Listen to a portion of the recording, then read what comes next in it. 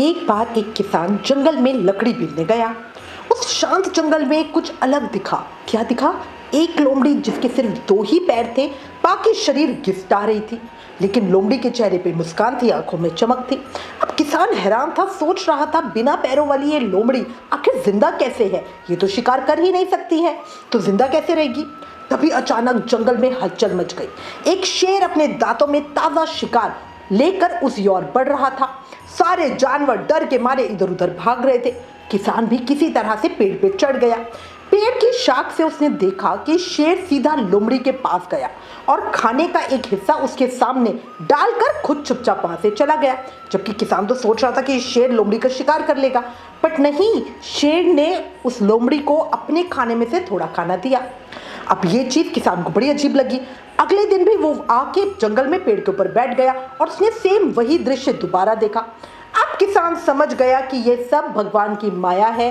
भगवान जिसे पैदा करते हैं उसका इंतजाम भी कर देते हैं। अब किसान को भगवान पे बहुत अटूट भरोसा था और वो भरोसा और गहरा हो गया। उसने सोचा, जब भगवान लोमड़ी के ऊपर दया कर सकते हैं तो मेरे लिए भी उनके मन में दया होगी। अब यही सोचकर वो एक निर्जन, बिल्कुल सुनसान सी जगह पे जाके बैठ गया और उसे उम्मीद थी कि भगवान उसका इंतजाम करेंगे, उसके लिए किसी ना किसी रूप में आएंगे और उसको खाना देंगे। अब एक दिन, 2 दिन, हफ्ता बीत गया, कुछ भी नहीं हुआ। बेचारा भूख प्यास से बिल्कुल मरने वाले हालात में पहुंच गया। अब उसने कहा कुछ भी नहीं होगा भाई, घर लौटना चाहिए। लौटते वक्त कमजोर शरीर और खाली मन। रास्ते में उसे एक संत मिले। संत ने जब उसकी ऐसे मरने वाली हालत देखी तो उसे भोजन पानी कराया। किसान ने बड़े टूटे मन से कहा कि महाराज, भगवान ने अपंग लोमड़ी की तो मदद की, पर मेरे लिए कुछ उन्होंने नहीं किया।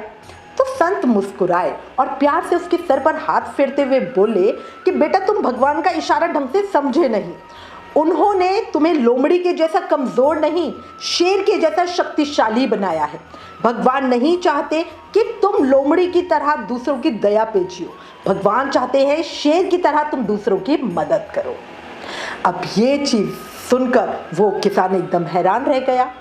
दोस्तों, यही जीवन की असली सीख है। अब हमें भगवान का इशारा समझना है, और बहुत बार हमारे जीवन में होता है भगवान हमें इशारा कुछ और देते हैं और उस बात को हम अपने तरीके से कुछ और समझ लेते हैं, जैसे किसान ने समझ लिया। ठाकुर जी ने हर किसी को शक्ति दी है जिससे वो आगे बढ़ सके, कुछ कर सके।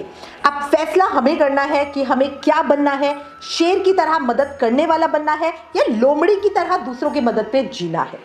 सहारा लेना है या सहारा बनना है, बिल्कुल पूरी तरह आपके ऊपर है। मदद मांगना गलत नहीं, लेकिन मदद करना महानता है। राधे राधे।